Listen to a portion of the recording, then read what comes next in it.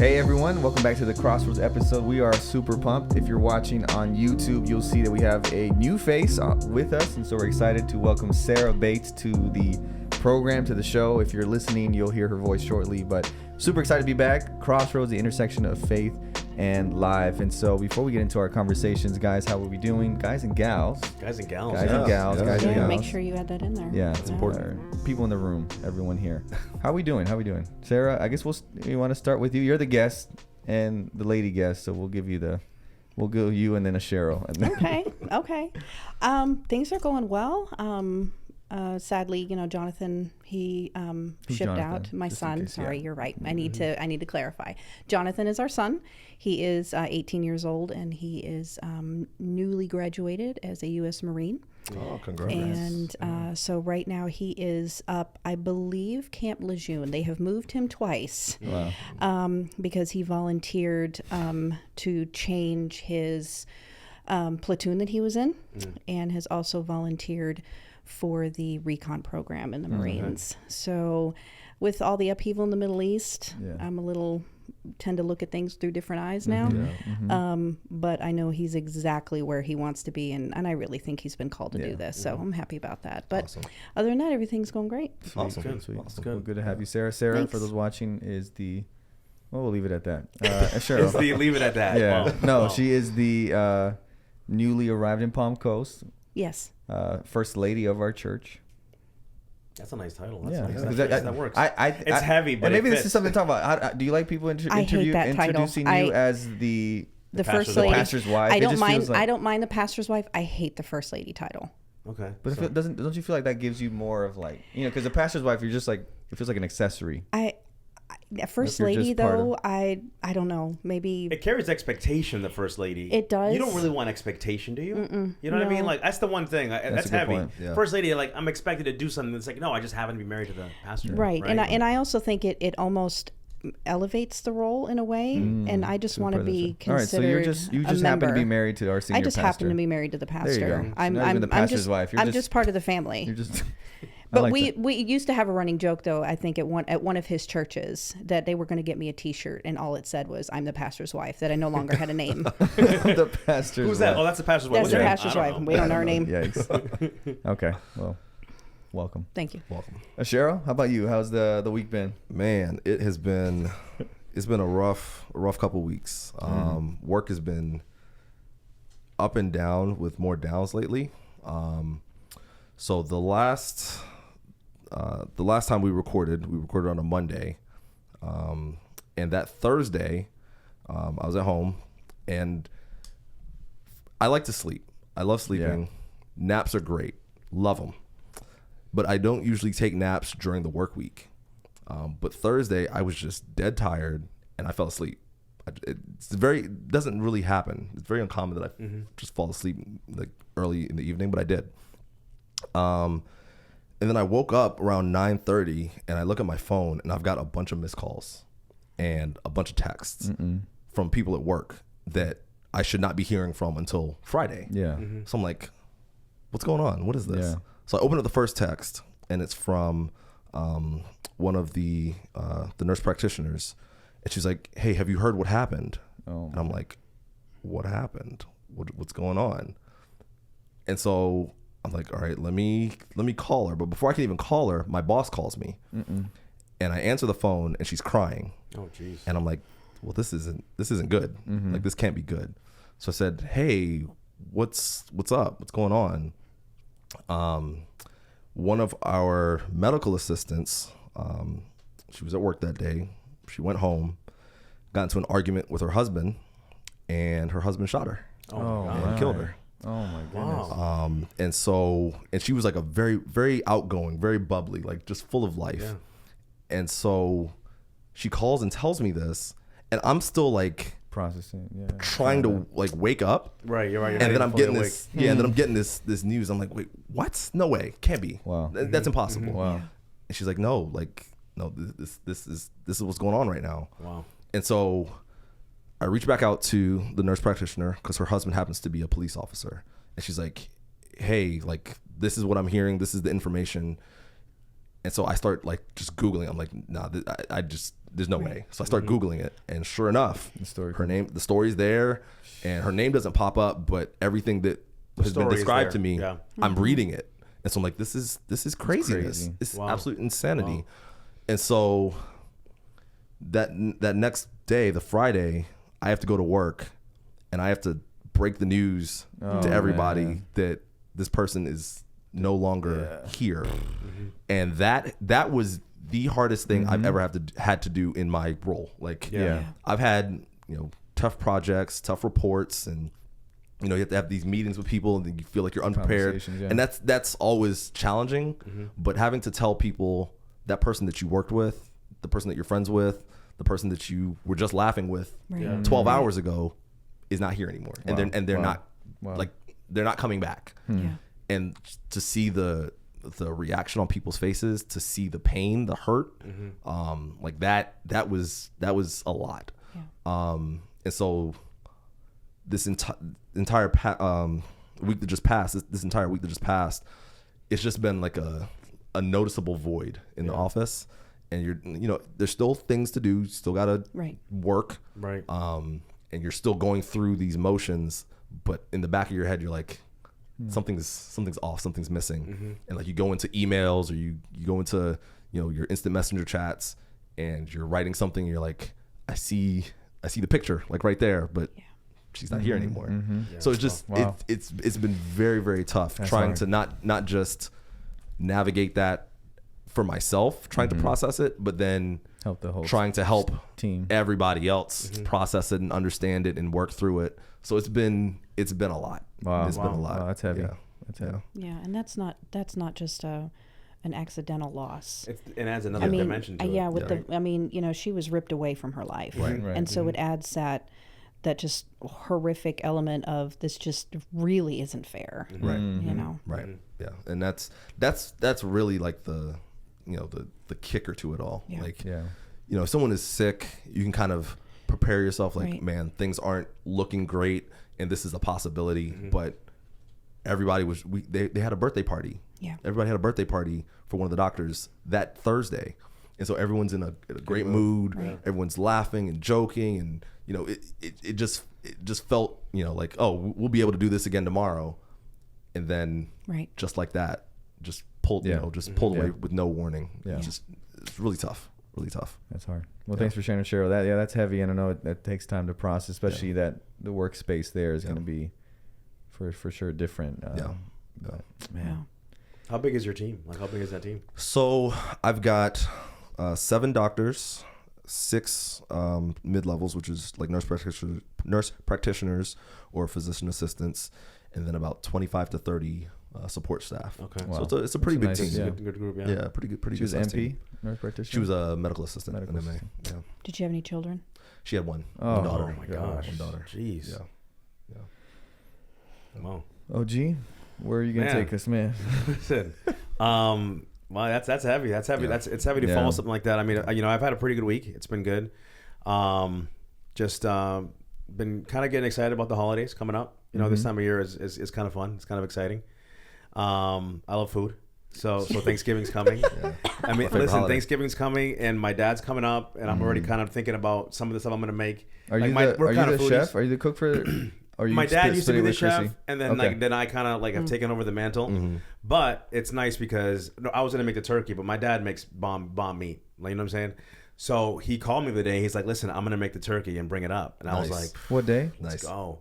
A Wednesday, the Wednesday before Thanksgiving. Okay, So that's one less thing I have to do. Curious. So, about it, just but in case. I got a couple things that I'm thinking about that I'm gonna make for him that are kind of exciting because he likes food. See, like he appreciates food like I do. Like if I make you food and it doesn't elicit an emotion from you, then I'm out. I'm making you food. You know what I mean? Like, so my dad's kind of like me, where he's like, "Oh, that's good. Oh, gee, that's good."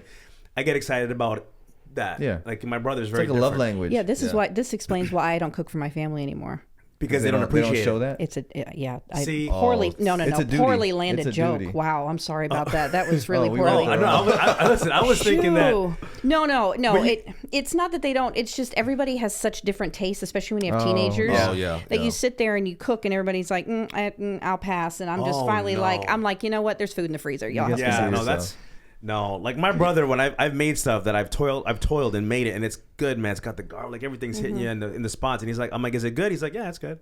No, I'm like, no, like he's Talk to like, me yeah, about no, it. it's good. Talk to me He's about it. good. Yeah. It's good. I'm like, nah, listen, we're done. Like Oh, cereal. and with my husband, I can't make a bad dish. Yeah, So 'cause that he- kind of yeah. takes the fun out of it Yeah. too. Because if 'Cause you, Mark- yeah. it doesn't matter. because if- nothing's ever bad. No, he thinks Yeah. everything is delicious. So Does I'm he just cook, like, though? no. See, people who don't cook, Right. their taste buds, in my opinion, have to be turned up a little bit because they can't do it themselves, so they have to appreciate it. Right. That Because makes when sense. you cook yourself, That makes sense. you understand, and have but to when you don't cook, you have to can't like survive it. without it. because You if can't he says he survive doesn't like it, what's he gonna do? Right. I mean, You know? But dude, if this you- is the best ramen ever. Yeah, it's right on Where'd the you get package. these chips from? Yo, These Lays that- are bomb. No, I think when you don't cook, you have to appreciate everything because That makes otherwise sense. you're gonna go hungry. Hot take. Hot true. take. That's You know? that's facts. Our producer doesn't cook, Whoa. and I'm putting it out there, and he Wow. likes Put them everything. on blast. You know what I'm saying? Because you have to. Now, So you- now we're foodies. We Oh, have hardcore. we have had some food experiences together. Yes, we have. And Uh-oh. you know for sure that food elicits emotion, A reaction. from me. Yeah. There are certain foods that you eat them and you're like, okay. Here's the question though: Have you Yeah. ever had food that almost made you want to cry? Because I Yes. have. Yes. I've had food that I'm like, I'm getting emotional right now, really so emotional. we're going on a tangent. Small tangent. I know You've we're never on a had that tangent. experience. Well, Let you me guys tell talk you. over there. We'll be talking over here. I'm not a foodie. So. Let me tell you. Let me I mean, tell I like good food, but But it's Oh. never been like, oh my goodness, I think I'm gonna cry. This is so good. I have gone. I think I don't know if I've told the story on the podcast. I don't know if I have. You know the story. I'm pretty sure you I'd might know the probably love story to tell too. it, too. I don't think you've heard this. You probably haven't heard this story before. I used to live in Maryland I don't think you've told it. on the podcast. I don't think you. Okay, used to live in Maryland. Yeah. Right. This is a little And tangent, but it's this, okay. this is a tangent, but this goes to your point. Yeah. And there was a steakhouse that I heard about. Me and some friends we heard about in New York. Mm-hmm. Excellent steakhouse. And we said, we got to try it. Got to try it. So we woke up early, drove ourselves to the Greyhound station Yeah. In Maryland. in Maryland, got on the Greyhound, took the Greyhound to New York, no. hopped off Yes. the bus. How many hours? About 4.5 hours To get there. to get there. On a Yeah. bus, one way. Hopped off the bus, Yeah. got a cab, went to the steakhouse. And I've been on a Greyhound bus. Had, yeah. That tells you the dedication. Yes. That tells you Yeah, the 'cause dedication. that's not like, That- And you got a taxi in New York. Like in you New got York, a taxi right? in New York. Right. Like these are not desirable modes of transportation. No. Right. We get to the steakhouse. We order our food. That first bite, Yeah. tears, bro. Yeah. See, I love Like that. like I love that was pure excellence. Yeah. To the point that I did that multiple times. You went by yourself at one point? I went by myself. Yeah. Yeah. Yeah. Absolutely. And Wow. and like in a day, like you eat and you get back on the And you on go the cab, back. and you get back on the Greyhound and go right back home. Like Yeah. you're not sightseeing. You literally are just going to get Yeah. the food and go back home. Yeah. Yeah. That's dedication. I love that. Dedica- though. I respect you that. gotta- I you gotta do respect that. Sarah's like, nah. No, because then I'd be asking myself, I can either spend 8 hours, essentially, or I can sleep. Oh. So see- sleep, yeah. But Sleeping sleep is nice. my favorite That's your thing jam. to do. That's But see, your jam. here's the thing: you sleep on the Greyhound. It's a risk. Again, I know. I was going to It's a say, risk. I've been on a It's a Greyhound. risk. It's a risk. You sleep with a greyhound, okay. man. It's You might not risky. wake You up. might not. Yeah, you may wake up in Canada. No, and double that risk being a female. Yeah, no, That's that's true. that's a That's bad true. idea. That There is you true. go. That is That's very gonna true. lead us into our Here's top. the window. That leads us into our hot topic of the day. Oh man. What Wait, is you it like to didn't, be? wait, you didn't Yeah, talk I about know. your week. So Yeah, my week. Yeah. It's a lot of things I want to mention about what was talked about, but we will leave it. My week's been good. We had my weeks are kind of weekends. You know, my week is kind of jam packed into the weekend, but no, it's been good. You know, we had our special hospital partnership Saturday, so that was fun. We had a guest speaker. Really enjoyed. He was really chill, really down to earth, even relatable and talking. You know, every day, and so we really enjoyed that and had a good weekend. I think the sad part too, kind of like what you shared, is finding out Friday morning of someone from our church, that dearly beloved that Yeah. passed away. Yeah. That was a shocker, man. Shock. I couldn't was. believe that. Like, I was just- like, It whoa. was. And I was mentioning, like, there's been two instances where I've been outside of like being in a hospital setting, just where I've been at someone's house, like moments after they found out or have realized the news, right? And it's a heartbreaking. So, and then going through it with dad, it's kind of like so I relived it a lot because he was a dentist. You know, my dad was a dentist.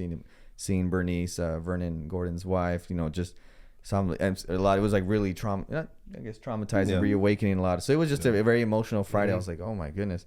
And then going into the whole thing. So it was special, I think, but yeah, it's just a crazy shock. It's just a reminder, I think, of just how life is. You can make all these plans, whatever it is, and all of a sudden it's just You're not It's guaranteed. you're not guaranteed. So that was just a reminder again, like, wow, man, this everything can end like this, Mhm. But yeah. So that was kind of my week. But going to the conversation, we had that conversation with you What was it? last time? That it's like the next thing it was. Oh right? yeah. That the hope is that. Oh yeah. Well, I like- think oftentimes, like, you always hear, like, I've been hearing that Jesus is coming soon, like, my entire life, and my parents heard Right, the same right. thing, and we talked about this last episode where it's like, if you die tomorrow, that's it. He came for you tomorrow. You know what I mean? So Right. like, you might think like we have a long time to wait. Like, I'm 44. What do I have? 40 years to wait at, Right. at best. 50 You're halfway. years. You're more than halfway there, and all of a sudden you sleep, you wake up, and boom, eternity. So That's just nice. Yeah, it's like, a good way to think about it. Where like Yeah. actually you don't have that much longer to wait. For that hope that we have. You know what I mean? As Well, Christians. I still have a little longer though, but Just a couple, just a little because bit. you're like But, 26 years. But Sarah, we're excited to have you here, and thanks guys for sharing. We're super pumped to have you here. Super I'm pumped. more concerned about the age jab. Did you not pick up on this? Which jab? The fact that he was saying that it was going to be a Oh, little no. longer for yeah, him. well, yeah, no, because But this is a give and take. This is a give and take We're podcast. gonna give it to him later. Okay, Yeah, we're okay. saving it. We're saving 'Cause, it. I mean, Yeah, those of us who are in our 40s, I Yeah. mean, we're going to have to band together. We wear it against well these- though. You know what I mean? Like we wear the 40s. I will well. recall that before the podcast, he said 45. He's like, no, made it very clear that I'm 44. It's 44 and a half. Well, I'm 43, so we're close. Oh yeah, There you yeah. go. So you're yeah. E. Wait, E? Our producer is 47. 40. Yikes. What Well, do you not mean, yikes. Not yikes. Wow. No, yikes as in like, have you seen the Kevin Hart? Wow. Wow. All right. Well, How old are you? Wait, real quick, before we keep going. I'm about to be 27 next week. Whatever, man. That's You're That's a more- lie. Bull face You need to lie. That zoom is in. a zoom I know lie. exactly how old you are. That's a lie. And you are in the church building. I know, man. No, Oh, I'll be man. 31. 31. Oh, see? And Oh, I'm you're not that feeling young. it, You're man. not that young. 31. Yeah, but My 31's back's a- cracking. Don't even. My neck. I just Don't can't even even. sleep. But we're No. not gonna talk about me and my ailments at this point. But Sarah, it's good to have you. We were mentioning earlier, we've had Berto and Tom, and if you haven't checked it out, go check it out. Great conversations with them, both equally. But just to kind of get us rolling a little bit here, tell us a little bit, maybe your LinkedIn bio of who you are. Not LinkedIn bio, but tell us a little bit. Just give us a little there's not a lot of background. professionalism I there. guess in the sense of church related, right? Because we had Berto and Tom. Okay. They both came into the church. I know your experience is different. So tell us a little bit about what your church. I consider myself, I was born into the church, or not born, but raised into the church, but half of me wasn't. So my mom joined the church when I was 3. And so I, experienced it from a pretty early age, but then my parents divorced when I was 8. And my father was not Adventist, and they had joint custody. And so at my mom's house, I was an Adventist, and at my dad's house, I wasn't. So I've experienced both sides. Thankfully, my dad was very agreeable to me going through Christian education all the way through. He never opposed my mom on that. So I was very grateful for that. So I did go through Adventist school systems all the way. And so, I don't know, for me, it was never really one of those. I think I made a conscious decision when I was about 16 or 17 that I was going to let this be mine. It's not to say there haven't been struggles, especially as a pastor's wife. I think there are times because you see behind the curtain a lot. Yeah. So there have been, and I started young. Right. When Mark and I got married, I was 20. Oh, wow. And I had, I subsequently had our children at 22, 24, and 26. Wow. So I was also a very young pastor's wife. And so I had a crisis of faith a few years ago. Mental health played a part of that. Not so much in the Adventist church, but just as my role as a pastor's wife. Yeah. But Mark was very, very supportive, very loving through that. And he actually went to his current, we were living, ironically, in Maryland at the time, and I wasn't doing well. And he went to the conference at the time and said, I need to relocate for my wife. And I will always be grateful to him for doing that. And they said, we support you. And he found an opening down in Tennessee so I could be closer to family. Oh, nice. And that's what completely Nice. turned Oh, everything wow. around for me. Wow. So I'm Yeah. very grateful for that, that's, I think, the good thing with spouses when you do go through a time of crisis is even if you may not understand it, you stand there. Right. You Yeah. stand there Right. with him. Yeah. And he's always stood there with me. So I appreciated that. But yeah, in a synopsis, that's kind of been my experience. Yeah. Nice. Yeah. I've always been kind of curious too of like the pastor's wife. It always seems like it has like another layer of pressure, even, whether it's obviously probably not wanted in the majority of instances, but like I've often wondered like what it's like, because everyone especially coming to a new church like our church, it's like what are the expectations, and you know what I mean, you just want to be you, but then it's kind of like people are expecting you to be maybe a certain way, and it seems like that'd be a little bit of a challenge, especially, you know, in a new church like ours, right? Yeah. Well, I think there's been a generational shift. I think if you look at pastors' wives from 40, 50, 60 years ago, they were expected to, I was going to say play piano, but they were expected to be homemakers, to be hostesses, to play the piano, to do children's ministries. Basically, it was 2 for the price of 1. Yeah. Right. Yeah. And that was very much expected of them. But that was also very indicative of the society at the time. A lot of mothers and wives were stay-at-home mothers and wives, you know, and, you know, now we have drifted into a society where most families now are 2-income households. And so pastors' wives can't do that anymore. Now, there's still a few, and for whatever reason, they may have been able to do that. I don't know. I mean, I stayed home when mine were little. Right. But once Samantha started school, I decided that I wanted to go back into the workforce. So, you know, if you have your husband who's a pastor and he's spending his 40 hours, which actually translates to more like 80, but that's why, doing church work, you can't then have a pastor's wife who's working 40 hours in a job and then be expected to carry a bunch of stuff at church. And I think younger generation, my generation, and pastors' wives that are younger have been fighting back against that. They've been saying, no, we're going to be our own people. It's not 2 for the price of 1 anymore. And I remember going to a ministerial retreat. I don't think it was at Camp Calaco. Maybe it was at Camp Calaco. It was several years ago. And I could see almost like a distinct line in the wives' meetings, because they would have meetings just for the spouses. And the older pastors' wives were still very much know that you need to be a good hostess and you need to do. And then you had oasis. Yes, and then you and then you had the other side of the room where these women are like, we can love our husbands and be supportive of them, but have our own lives. Right. And we're not going to allow a church to dictate to us who we are and what we do. That's good. And I think the other line that has to be drawn, which again, some of us that are younger and the younger generation coming forward, we're also steadfastly protecting our children. We're telling churches our kids are off limits. Absolutely, you cannot criticize them. You cannot come after them because they didn't ask for this. No. Right. They did not ask to be born into a pastor's family. And the whole idea of, well, you're a pastor's kid, you should know better. I'm noticing a shift. A lot of churches are starting, at least in our experience, are getting away from that. Occasionally, you'll still have a very, diehard old school individual who will still have that mindset. But I think for the most part, churches are realizing that it actually harms the pastor more. I was about to say, Well, they than help probably them. see how many kids they've burned. How many pastors' kids in the past do you know that have gone in a completely different direction because of that, right? Because the expectations were like, hey, like, you know, the amount of we don't pressure. float. Yeah, like the amount of pressure that it seems. Because I remember growing up, the church that I went to, there were either 5 or 6 pastors on staff, and majority of them, if not all of them, had kids that were either my age, a little bit younger, or slightly older. So like we're all kind of like hanging out together, and even with some of the kids, they're like, "You sure you can do that? Like I can do that, but you sure you can do that?" Right. And, like there's just like this. That's facts. I don't even want to say like it was very overt, really. Like this different pressure. standards. Different standards. When you think about it, it's ridiculous. And it's not fair Yeah. because they're a kid just like everyone else is a kid. So you know, Let me fail. Just like I would make maybe not so great decisions as a 13, 14-year-old. They're going to make not so great decisions. That's part of the growing process. We all every human being has done that. Yeah.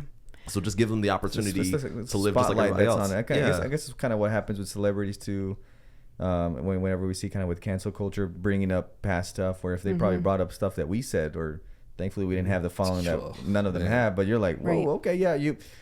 I'm sorry, so it's like understanding, when you have that spotlight, it hits hard, and but it's unfair because you're like, I'm a child, Well, that was one factor, not a deciding factor, but one factor when we decided to send our kids to academy, because it put them on a level playing field. They went to it. There were other pastors' kids there, and they weren't the pastor's kids. They were just kids. Right. Yeah. Right. And so that was one of the reasons why we opted to send our older two to academy. Yeah. Oh, that's good. That's good.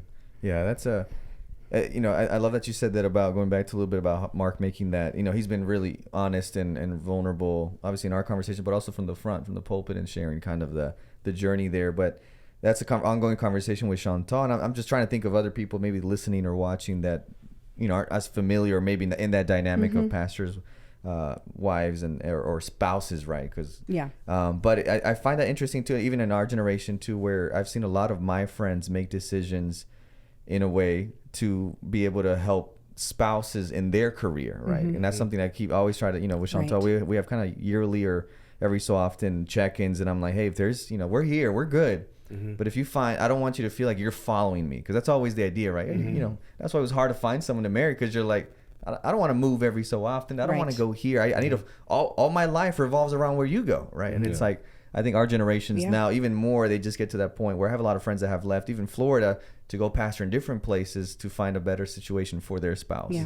So it's nice to see that. It's nice to see even conferences, being more open to that. Because it becomes a partnership then. Yeah. And I think that's what creates that healthy environment for the pastor. Is that, I know that running joke is, if you have a happy wife, happy life. But I think it's if everybody at home, not just the wife, but the pastor or the husband or whatever the situation may be, if they feel valued and that they feel like it's an actual partnership, I think that's when the healthy relationship can grow. Yeah, absolutely.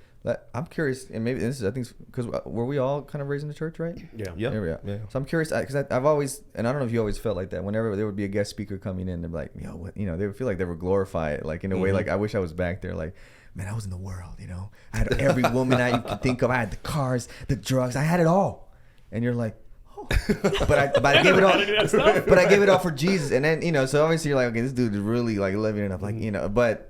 I always felt like just being born and raised in the church, you do your things, but it's like in comparison to what you see people, I was in my deathbed, Berto's story of like, man, I was drunk in Walmart, and whereas we were like, I watched a movie on Friday night, like, oh my gosh, I feel like sometimes it can be harder, I don't want to say, but it can be tough to stay in church when you're brought up in church, right? And I don't know if you guys have any thoughts on that, but where it is hard to come into, because it's a whole new language, a whole new culture, but then the other side of that, you're so used to that, it becomes kind of ritualistic and not. Yeah. Well, I think part of that, kind of tying into what you were mentioning and what we're just talking about with the pressure that's put on pastors' kids. Yeah. I think in a sense, when you grow up in the church, once you get to a certain age or a certain level, so to speak, now there's like an expectation of you, like, oh, you're going to do X, Y, and Z because you know better. You've been here the entire time. So you're just going to fall in line, and you're going to do this, and you're going to do this, and you're going to do this.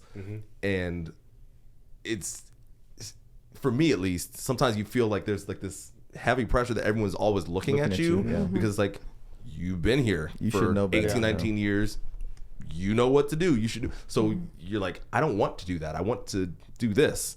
And I don't think there's anything wrong with doing this. But I know that if I do it, now I'm going to have all this scrutiny and all these eyeballs. Right. And so I feel I definitely resonate with what you're saying. Yeah. So, but we said this in our previous episode too. I find that a lot of people that have come into the church that weren't always in the church, and from what I've seen, tend to have almost a new fire. Oh yeah. That you don't see in people that have always been in the church. Right.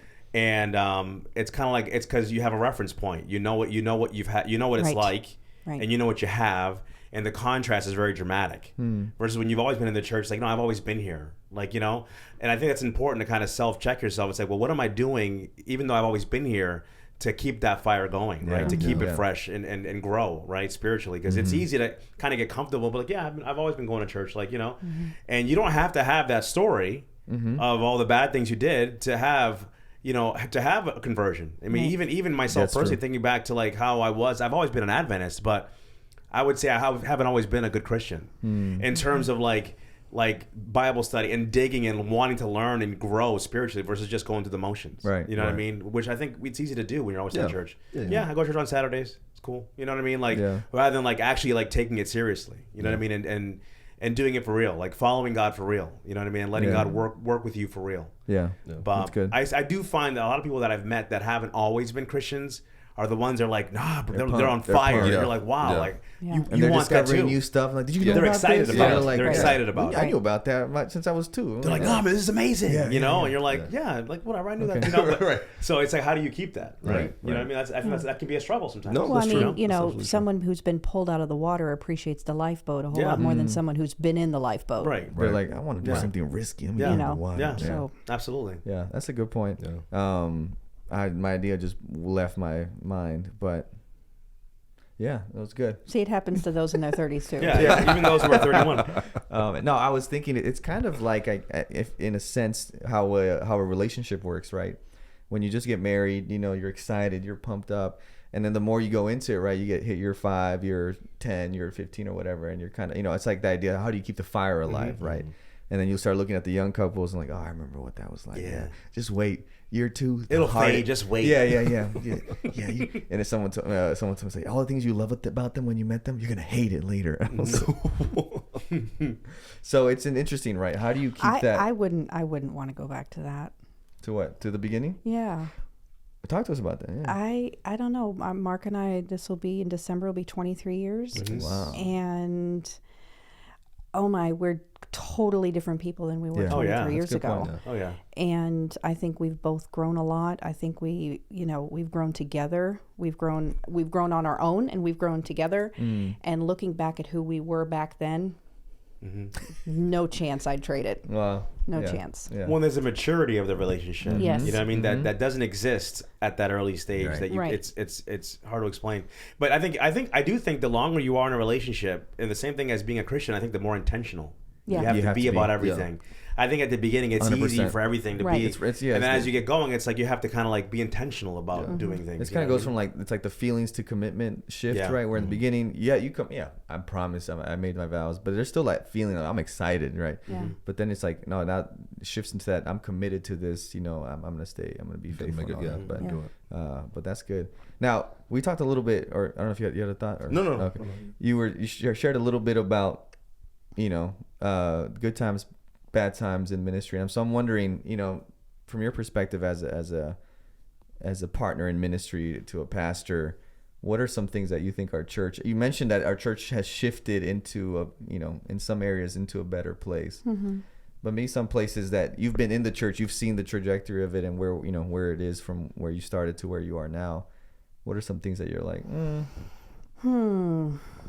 I think that maybe still I think it's gotten better. So I want to add that caveat to that. Caveat. That's a I good. mean, That's a good word. It's a good word.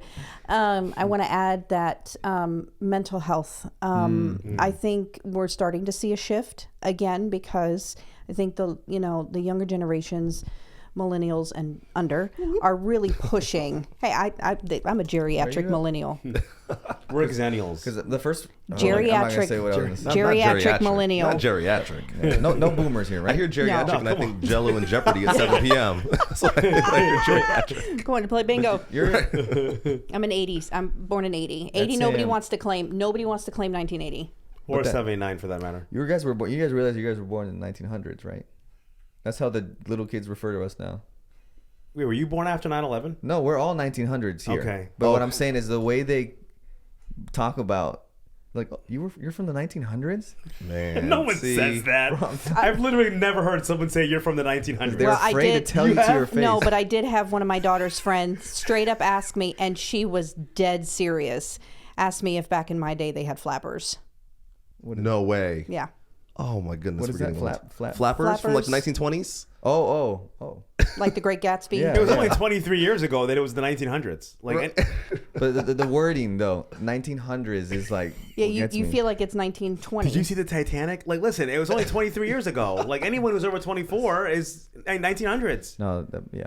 But think Oh about it, my now it's goodness. 2023, so you have college students that have graduated that were born in 2000s, Yeah. which is crazy. That's wild. There was someone in our Sabbath school, and she might listen to the podcast, that Shout out was to- born on 9/11. Oh, and I'm on, thinking to like, the myself, I'm actual like, day? yeah, on the actual day, I'm Wow. like, dang, wow, okay, Yeah. wow. Wow. You know, like, I was in college. Like, it's crazy. Wow. Yeah. I was in That- 7th grade. That's how I feel having adult children. Right, because you get it. Like, my kids are still kind of little, but your kids are like, yeah, they're starting not. to be They're like, not. Mom, what did you do when? Abigail's 20. She was born That's in wild, yeah. 2003.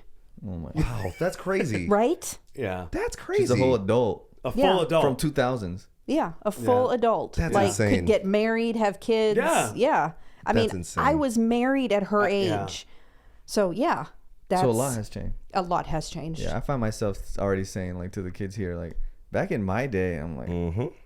what am I doing? No, I don't. So have, back to I your- don't. I yeah, don't have. sorry. I don't have to say that. I lose my phone at least 3 times a day in my house, and my kids always use that opportunity use to. your phone to find your watch to find Oh, it. all the That's time. the best thing ever. funny- though. all I the just time. love That's the hearing best like, thing beep, ever. beep, beep, beep. Yeah. That's Like, the best oh, you thing lost ever. your phone. Yeah, I love that. But my kids, they don't even have to. They just look me. They just see me wandering around. Then they know. and they'll go, "You lost your phone again, didn't you?" Oh my god. Okay. But you're talking about mental health. Yes. And how Yes. that shifted in the church. Yes. It's in a good way.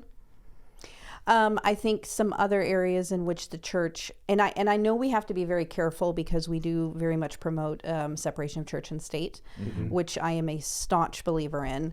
But I do think the church needs to provide more support for social issues. Oh yeah, absolutely. I don't believe that there's enough support out there for that. What do you mean by support for social issues?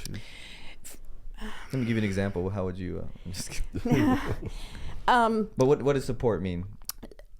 More instead of just not even acknowledging Yeah. that this stuff is happening, that we create safe spaces for discussion. Yes. And I'm not necessarily talking about from the pulpit, because I think the pulpit, the minute you start opening that door, especially Pandora's box, if you begin to shift from a social issue to a political one, which oftentimes the two blend very closely, then I think you've overstepped the bounds, in my opinion, From of what the pulpit should be. Right. But creating other safe spaces, whether it be small groups, whether it be support systems, especially over the last, 6-8 years of all of the social upheaval that there has been and so many different issues. I think, we have young people that, speaking of the younger generations that are coming up, they're making these decisions for themselves. They're deciding on what side they're going to stand. And I think as older adults, we haven't opened safe spaces for them to have discussions. Yeah. Or if we do open safe spaces, they still feel pressure to go a give the certain correct answer. Right. It's not really It's safe. not safe enough. It's not safe enough to It's be not honest. safe But a lot of enough. times what we do, and we're great at this, is like, it's like, you see it in a lot of other denominations too. It's like, we're going to have a weekend about women in ministry, but all the panelists are men. Right. So it's like we're creating the space, but we're not even letting you talk. We're going Right. to tell you what it is Right. and what to do, rather than like, being in the uncomfortableness, which I think we talked about it a couple times, of just like, I don't know, and I'm the pastor, leader, we study this, but hey, let's just dialogue, and we might not even have a resolution, but at least we're engaging. So Right, yeah, that's a good right. that's And a I- good People point. have questions, right? Yeah. The youth have questions. Yeah. And it's funny because I feel like when you look in the Bible and you look at some of the things that Jesus was faced with, there were social issues. Like there were people were approaching him with social issues, How are we going to feed the people? and he gave them answers. He didn't say, "All right, well, this is something that you must think about. Like, let's have a conversation about it. Let's Exactly. talk about it. Like, I'm gonna give Exactly. you a story and let's talk. Let's do it, yeah. Let's figure it out." And I think if we're called to be salt of the earth as Christians, that means that you got to the salt can't work if it's sitting in the salt shaker on the Separate table and from the the- food's over here. Like, you gotta get into Some the food. sazon on the food, yeah. Right. Like you have to get into the social issues and have those discussions, have those conversations. And Exactly. it doesn't, like you said, it doesn't mean that you're going to have an answer. It doesn't mean that there is necessarily a right answer for some social issues, but you need to create a space where people can talk about it and they can feel comfortable sharing their opinion and not feel Yeah, like that's good. someone's going to come down on them and judge them and say, "Oh, that's how you think, you can never hang out with us ever again." Right. And I think if you ask, the majority or a lot of younger people think very differently Oh yeah. than older people, right? Oh, So, absolutely. I mean, so you might think, oh yeah, no, we're all on the same page. It's like, no, they're on a totally different page. No. They're Yeah. not thinking about the same particular issue like you are. No. And I think if you can't talk about it in church,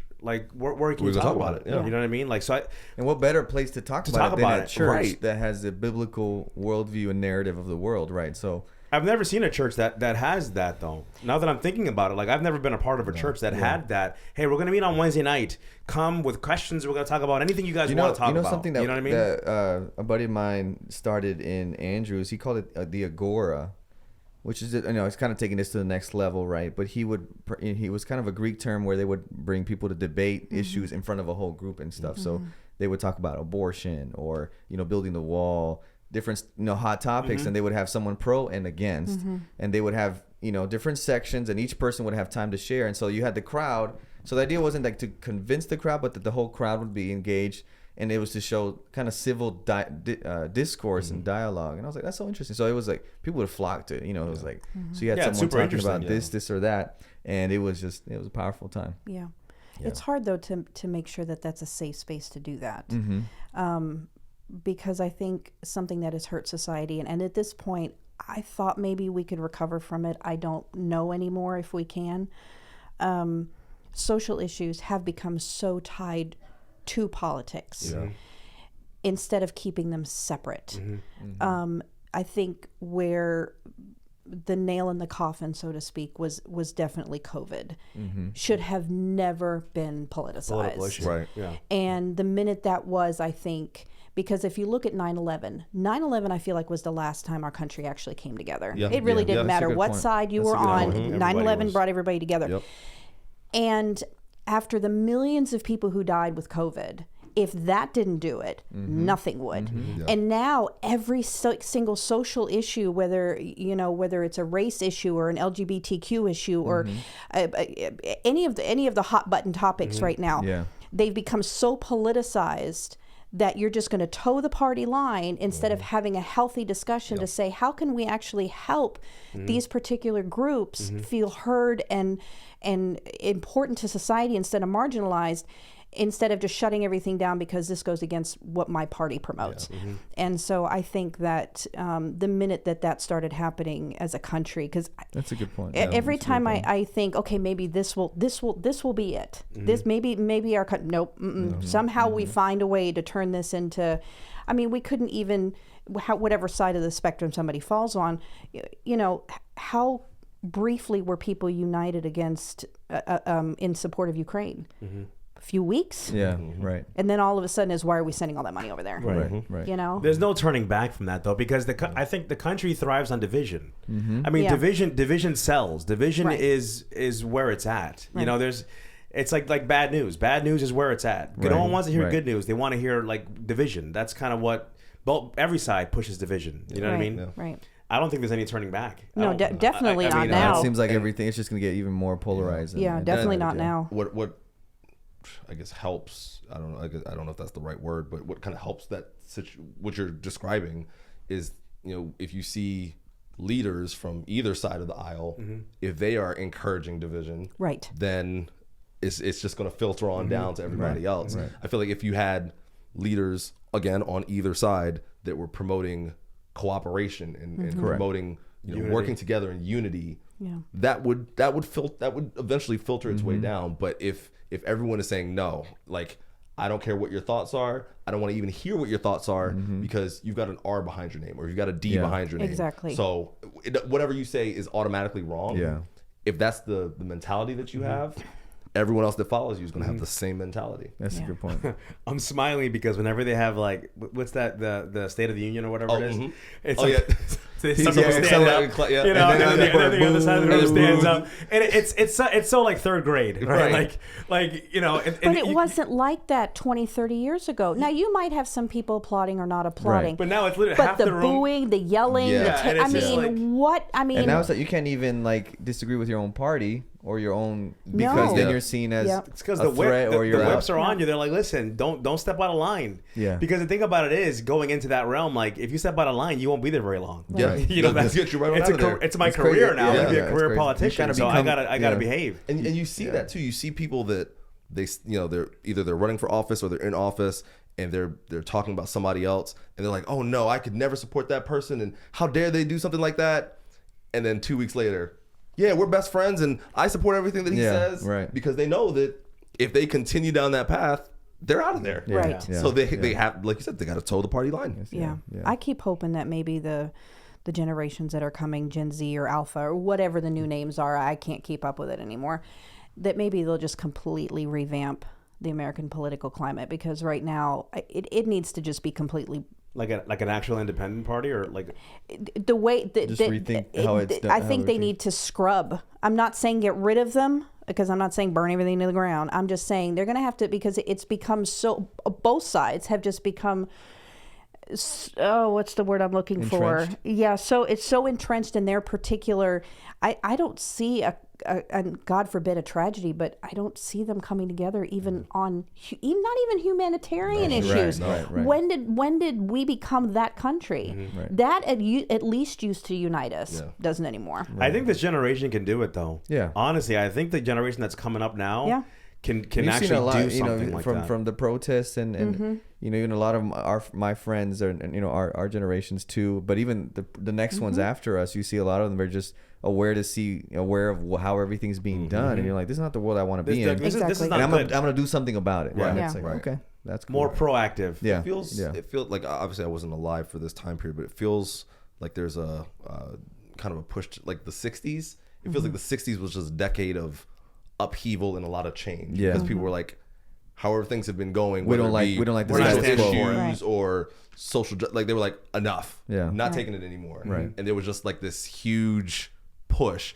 It feels like we're getting to that point We are. where it may not be in the 2020s, may not be in the 2030s, but I feel like soon It's you're gonna just going to be- get this period of time where people are like, enough We're is not doing that enough. anymore. Not doing We're it not, yeah. anymore. Yeah. It Something's didn't got to work out. change. Because a lot of laws are still being made by old white men. Yeah.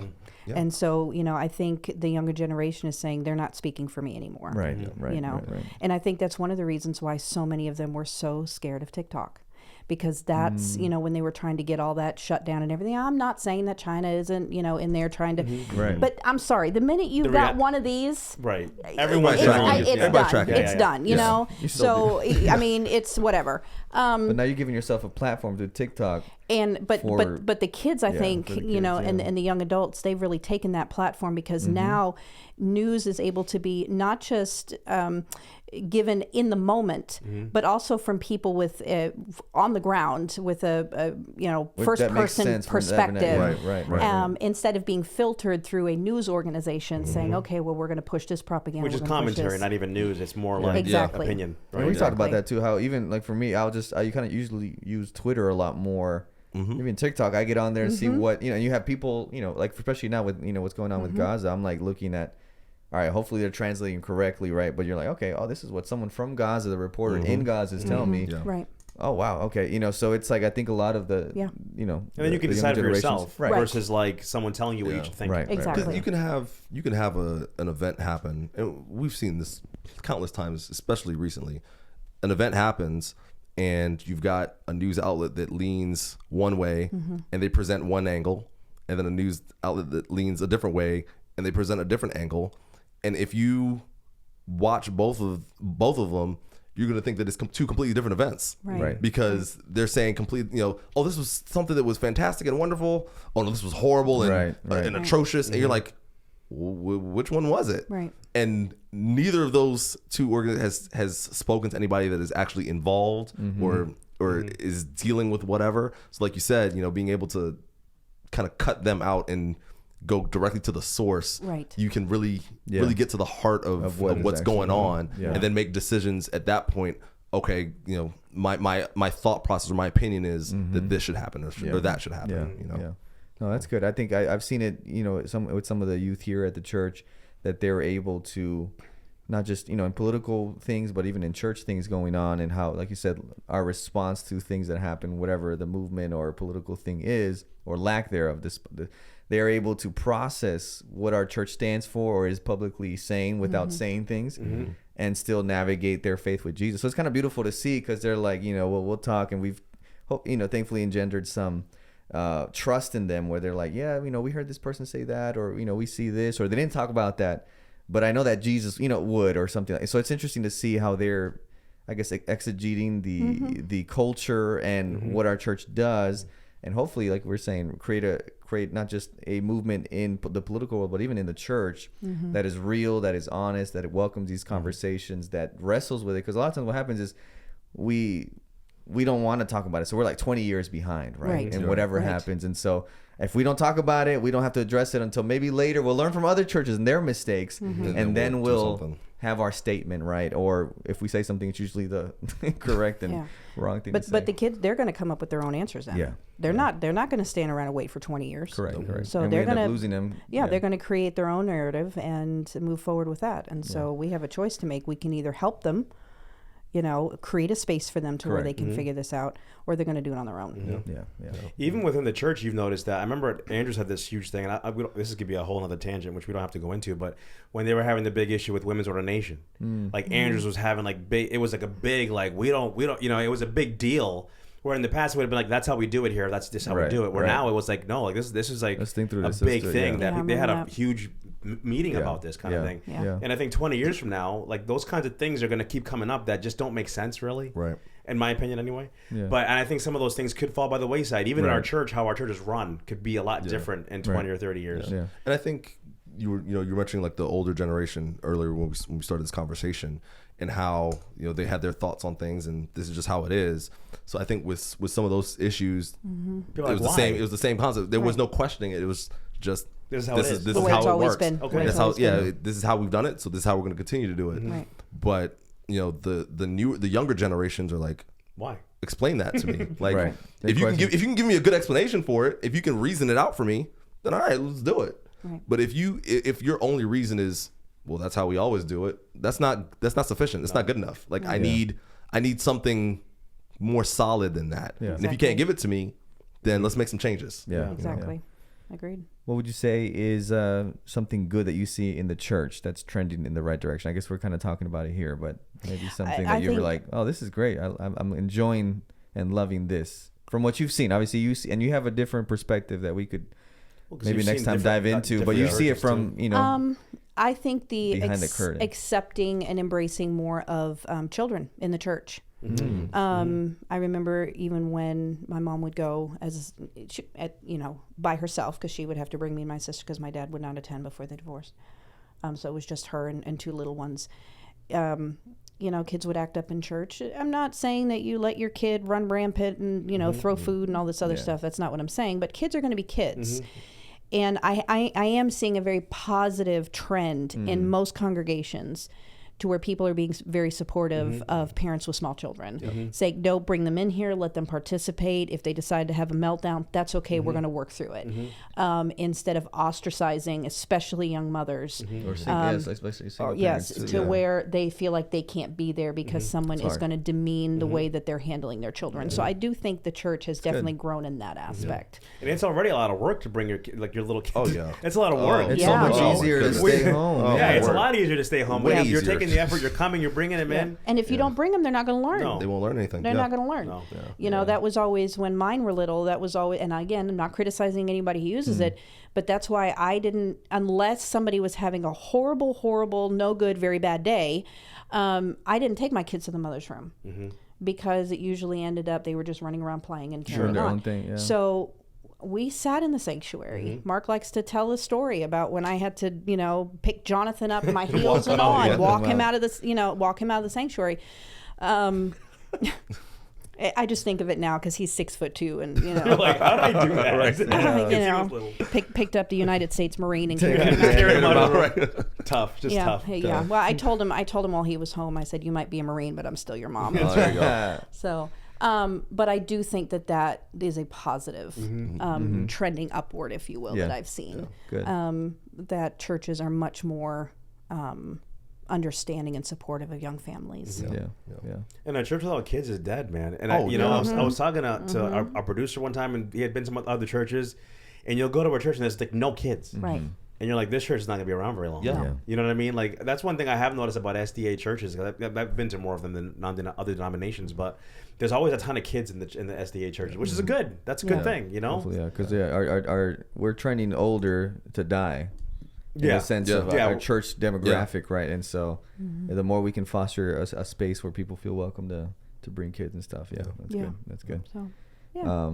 Sarah, well, thank you so much. Yeah. It's a great conversation. We're going to go into our talking point here.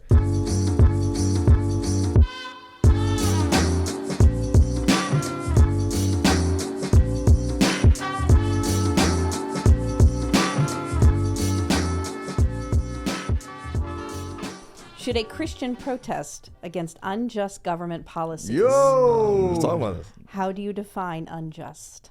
Wait, go. Oh, so it's a 2-layer question. Wow. Should a Christian protest Against unjust government policies. Who's gonna go first? I'll go first. Yeah. So, I think, this is my opinion. This is not the opinion of anyone else but me. I think that a Christian should protest unjust Government policies. Government policies, right? If the government is treating people unfairly for no reason at all, I believe as a Christian we need to stand up for those people, for the marginalized, for the outcasts, for two reasons. One, when Jesus walked on earth, the people that he spent time with were the marginalized, the outcasts, the tax collectors, the prostitutes, the fishermen with the dirty mouths. Like those were the people that he was like, Right. yeah, I want to be with these people. These are my people, right? But then on a grander level, like if you look at us as human beings, like God kind of has the right to treat us unfairly if he wanted to, because we disobeyed. Like we were like we deserve everything bad because we have not done what he has asked us to do. But he says no. Like I care for them. I'm going to lay down my life. I'm going to stand up for them in a sense, right? And I think he calls us to do the same thing. If there are people that are struggling, and society saying no, we got to push you to the curb, it's our job as Christians to say, hold on, this person has value. This person is important. Right. Yeah. Jesus died for them, and if he if the King of the universe thinks that they're worth dying for, then who am I to say, nah, you're not good enough? Right. You know. So that's how I'd answer that part of the question. Good. What was the second part? How do you define unjust? How do you define unjust? I would say just treating someone as less than. Anti-human. Like intentionally less than, anti-human. So, you know, I see you and I'm gonna give you all of these benefits, and I'm not gonna give you those benefits not because you didn't earn them, just because I don't want to. Like I'm just not gonna give them to you. That's not fair. Or saying, you know, I'm going to let that slide for you, but for you I'm gonna come down super harsh. That's not just. And you know, it's the same with God. God has said, all right, I've died for everyone, and it's, you know, it's up to you to choose my gift, but it's open to everyone. It's not like, oh, you guys can get it, but you guys, no, sorry, you're just out of luck. Yeah. So that's how good. I would define That's it. good. That makes sense. OG, what do you think? 100%, man. Like for me, that's a no-brainer question, man. Like how I think, like as a Christian and as a human, like we live on this earth. We are involved in this earth, in our day-to-day. governments, in our Right. day to day. Like being a Christian doesn't mean you bury your head in the sand and ignore everything that's going on around you. Like Some people do. you should. But I you don't believe shouldn't, you though. should. Like I think it's your duty. Correct. And not only should you, I think it's your duty to stand salt. up for what's not right. We're salt. You know what I'm saying? Yeah. Like, so for me, it's a no-brainer question. Like if you see injustice, it's your duty as a human, as a Christian, to stand up for it and say, hey, wait a minute, this is not right. You can't do this. And like you said, the definition of unjust is treating someone a certain way because they do a certain thing or behave a certain way, and then someone else differently because they might think differently than you. You know, but they're still a human. Like, you know, like, so there's a certain baseline that everyone meets as a human, and you need to treat people accordingly. Basic rights, yeah. So no, I mean, echoing kind of what you said, like anything that treats someone less than should be stood up for. And not only, I think, should you as a Christian, I think it's your duty to stand up for what's not right. Like I can't imagine not standing up for something that's not right. If you see injustice and be like, nah, I'm a Christian, I'm out, I'm not going to talk about it. Yeah. Like that's My home's in heaven, so I don't gotta worry about yeah, this. like our home's in heaven, but we live here now. You know what I Yeah. mean? But some people do think that way. Like, nah, Yeah. like I'm gonna, you know, It's like I'm gonna move to the woods. Yeah, and I'm gonna just ignore that detach stuff, from the whole world and everything going on. Yeah, I mean, that's it's a no-brainer. I think Yeah. absolutely you should. good. You should. I just want to throw this Bible verse out there. Uh-oh. Real quick. It's from Jeremiah 22. Jeremiah 22:3 says, "Thus says the Lord, do justice and righteousness, and deliver from the hand of the oppressor him who has been robbed, and do no wrong or violence to the resident alien, the fatherless, and the widow, nor shed innocent blood in this place. Mm-hmm. So like it's like he's what type commanding of us. is that woke theology right there? I don't like that, man. Yeah, that's biblical theology right I there. don't know Like about that. Well, and the thing, like what you said, like Jesus literally stood up for the injustices. Yeah. Like that. If you're gonna be a Christian and not stand up for injustice, what are you doing? yeah. Yeah. Like don't the lady that they dragged up and said, "Yo, Yeah, she's been like- sleeping with." He said, "Wait, you coming to her?" Hold on a second. No I got- worries. I got First something of to all- start- I got something for you. Yeah, it starts right. Yeah. Oh, where y'all at? They What's left. going on? And they all left. Yeah, man, you Because got to he- stand up for the yeah, right, man. Yeah. No. So I agree. It's no good. brainer. That's a layup question. That's a layup. Yeah. She's gonna be like, no, you shouldn't. Yeah. You shouldn't stand Sarah, up what do for you think, Sarah? Well, I think it goes, unfortunately, just to add a little side note onto this, I think it's not so much that people either bury their head in the sand or I'm going to go in the woods and I'm going to ignore this. It's, again, they politicize this Yeah. and they toe a line instead of saying, no, this is actually unjust. They find a way to justify it. And so, Give us a real because life modern day example. I'm just kidding. Give us a real life modern Get day. us in trouble. you know, if they don't feel that somebody has earned the right to apply for government assistance, you know, they're going to point a finger at that. Well, no, they haven't. So instead of saying, you know, what would Jesus do? Well, it doesn't fall into their political party's whatever they they don't might be deserve it promoting. or- They yeah. don't deserve this. So I'm going to look on these people, and it's not unjust. They haven't earned it. They come up with reasons Right. as To to justify why it. to justify it. Well, they weird. brought this on themselves, kind of a thing. Right. When Jesus could say that about any one of us, he brought. I mean, we brought brought all of every- yeah. this on Correct. ourselves, and so I think.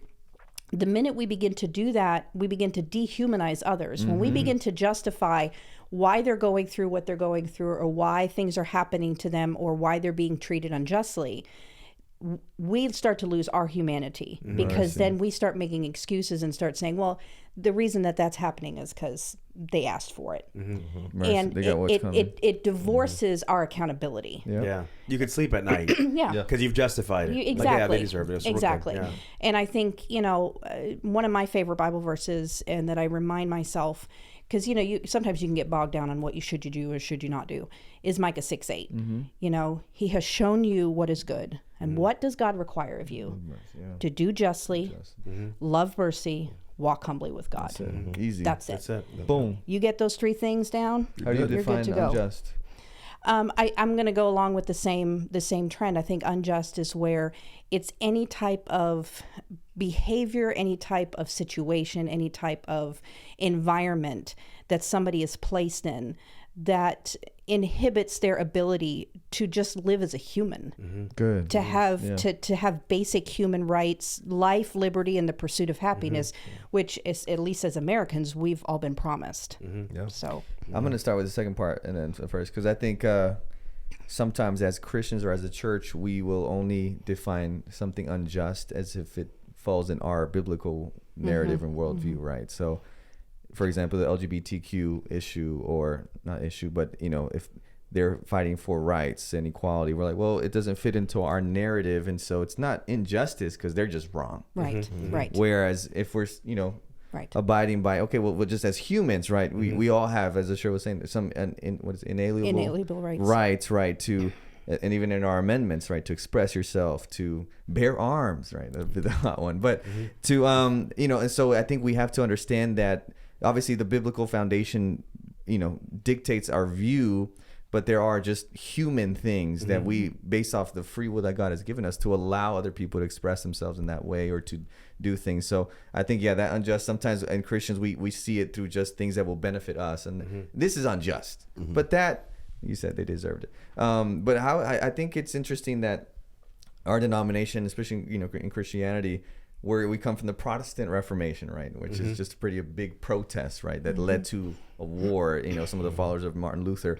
And so it's interesting. But even going to the text that you guys were saying, right, I think we also, even in our denomination, we look at prophecy, the gift of prophecy, solely through the gift of predictive what's coming. Right. And when you look at the work of prophets in the Old Testament, majority of their work was protesting the conditions of the people of that day more than what's to come. It was like, hey, y'all doing this and that. Stop doing it. If you don't, someone's What's coming. gonna happen. But the majority, the main principle there was what are you guys doing now? What you're doing now, how you're living now is unjust, it's unright. And you look at some, it's crazy, ridiculous stuff. You know, what Isaiah did, Ezekiel, Jeremiah, like, and so I think we, like you said, we've politicized it. So now that if you end up going and you do a Black Lives Matter march, right, you're like, well, I believe in the sentiment, but can I really go protest? Because I don't know where the funds are going. And it's like, so it's like, I don't know. And it's like, but then they're going to see me. And if then they think I'm just blue and I'm a Democrat because I went there. But if I go here, so it's just like, we can't even feel comfortable going to protest something that we do feel at the core is unjust because it's so hijacked, not just in the church, to a political, but in the culture, right? So, you know, now we're seeing a lot of protests in defense of what's happening in Gaza, right? And so a lot of Palestinian protests going out around the world, but then you have two sides where it's like, you know, well, they got what they're coming, you know, so why, you know, they asked for it. Hamas went and did that, and so it's just interesting to see I'm always interested to see the things, and you see it a lot in social media, what people in Christians are willing to call unjust or what they're willing to protest about, right? So it's like, we're gonna boycott Target, or we're going to boycott this here, and we're going to protest that. But no, I don't feel comfortable protesting about that because it might not align with what I think about. And so at the core, what you all are saying, right, is that every human has the ability to be human. Right. And I think the three things, I think we've talked about it, that Rich Villodas talks about in his book of the devil's work is deception, division, and dehumanization, right? And we've talked about the deception, the division that we see, but then dehumanizing. And so it can be so easy to dehumanize someone, right, and just do whatever. The other thing is, I feel like our society has really fallen into an either or. Yes. Two things can be right. Correct. Yep. Right. Like, for example, you know, you'll hear a lot of people say, well, why are we sending all this money to help Ukraine when we need to be helping, you know, veterans over here in the United States? We need to be helping veterans in the United States. We can also help the Ukraine. Right. And why can't we do both? You know, one or the other. And why does everything have to be one or the other? You know, it's I can sit there and say, Say it. I already opened I can it. sit there and say that I am not going to tell a woman what she should or shouldn't do with her body. But that doesn't necessarily mean that I'm pro-abortion. Right. But I'm pro her right to choose. Right. Two things can be true. Right. But our society has There's a line. There's this line. Well, it's like, you know, well, if you're going to go to a Black Lives Matter protest, well, you're against law enforcement. Right.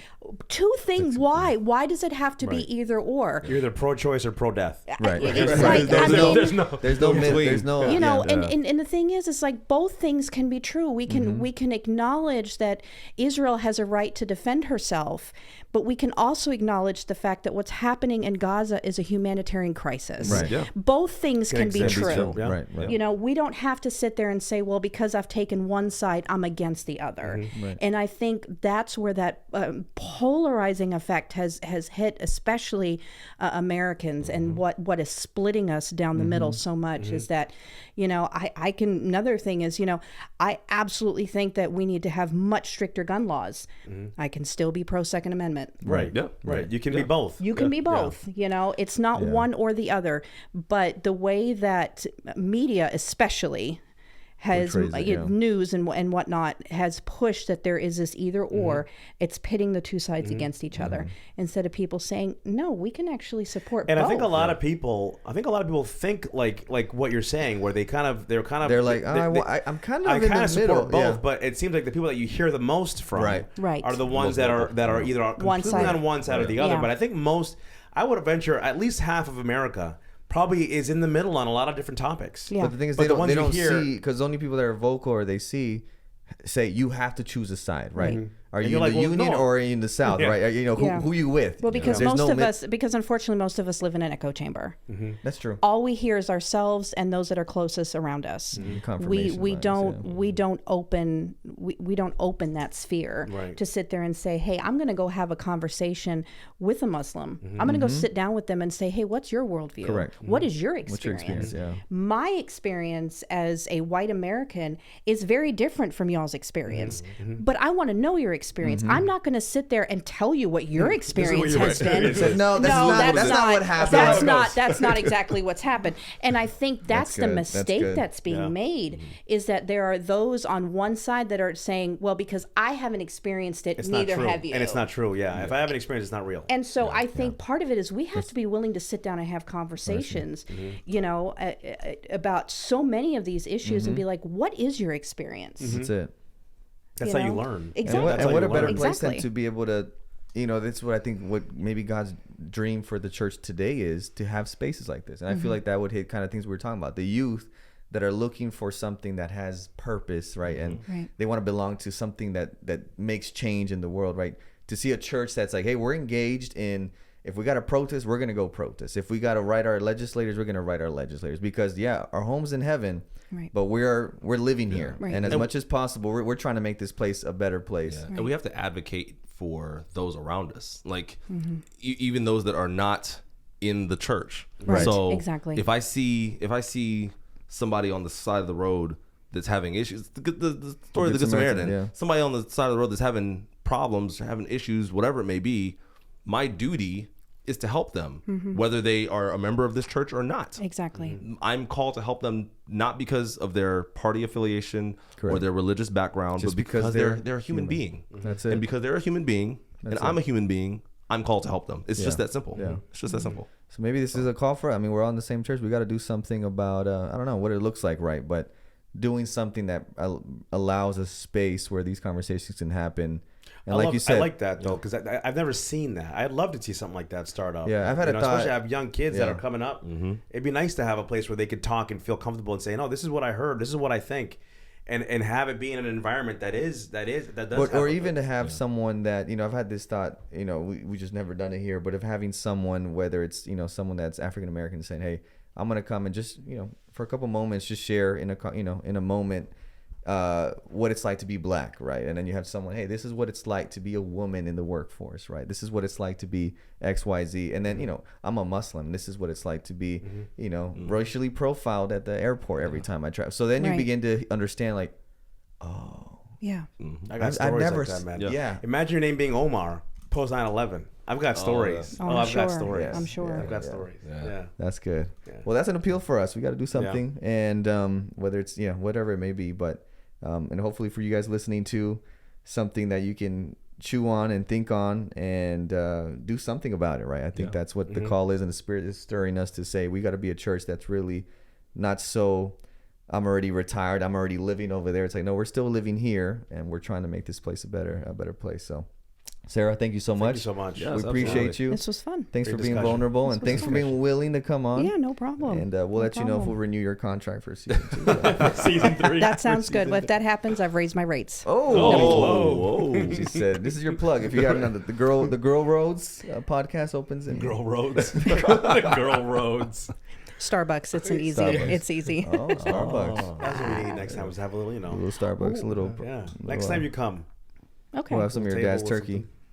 Wednesday, you said, right? Wednesday. Yeah, you're about to get turkey. a pastoral Oh, he's still on the You have to get turkey a over pastoral here. visit Listen, you want to come before through? Thanksgiving. What we eat right at the Yeah, house. I'm gonna be like, on oh, Thanksgiving. Omar. Oh, it's Thanksgiving. Oh, my bad. What's that? Oh, when you come over, Yeah. just pop over like, oh, it's Thursday. Wow, Oh that's man, weird. I didn't know it was Thanksgiving, but I mean, Oh, you know man. me. I might just show up. I know where you live. If you guys yo, show if he up, took a Greyhound to go to New you York, guys he's can all gonna come. There's food drive. for everybody. We eat. He's gonna drive. I'm the person who makes tacos on Christmas Day. So. Oh. Oh yeah. What about Thanksgiving though? You do a turkey though. Thanks. Okay, so my the thing that's is- that's a whole nother conversation. My family. This show is about to end, but we're starting back up. Wait a minute. No. I'll just say real quick. My family is half of us are vegetarian, half of us are not. Okay. So I was side do you raised. sit I was on? raised vegetarian. Okay. So they don't want me making a turkey. Because it's not that good. I don't know how. I mean, I couldn't make a turkey to save my Okay. life. So last year, I put in a nice little order to Honey Baked Oh, Ham yeah, for yeah. their turkey. Yeah. My kids loved it. So that's So they what were I'll be happy. doing. Well, That's what easy I'll be for doing you. this year. Oh yeah. Because because half the people aren't even eating it anyway. Right, exactly. Oh, okay. Yeah, Okay. so I don't actually make, but I do the other So stuff. how do you manage that divide? Because you said half of you are vegetarians, half are you not. Isn't that kind of division what we talked about today? And that's kind of interesting. We're gonna end right here. Because I support other supports. people's Right. opinions. There's acceptance. There's All right, you got acceptance. me. I There's get that. acceptance. I get it. Oh man. Well, now you know. We're gonna put the link to Omar's address Wow. and the show notes. No, Yeah, but it's, The next giveaway, food from Omar. food for listen, Omar. I love to If cook, you can man. get here to Palm Coast, all I'm got saying you. is just show We some got you. emotion when you eat it. That's all. That's it. Otherwise, we're done. That's it. oh man, well thank you all. Whether you're listening or watching, again, always just share it if you found this beneficial. Comment below if you didn't agree with anything Sarah said. We would love to hear that. Or any I'll of argue us. with you. I'll argue with you Back and forth online. in the comments. Absolutely. In the Oh, comments. man. I But can comment- be a keyboard warrior with the Oh, best man, ever. a good keyboard warrior. Uh-oh. Let's start in the Try it comments. out. I might comment with my fake account. You got a burner account. Like, now, whoever this lady, I don't know why you brought a lady up into this podcast. But if you're watching or comment, like, subscribe, rate us on Apple Podcasts. That always helps. So thanks for listening, and we'll catch you on the next episode. Peace. All right. Bye.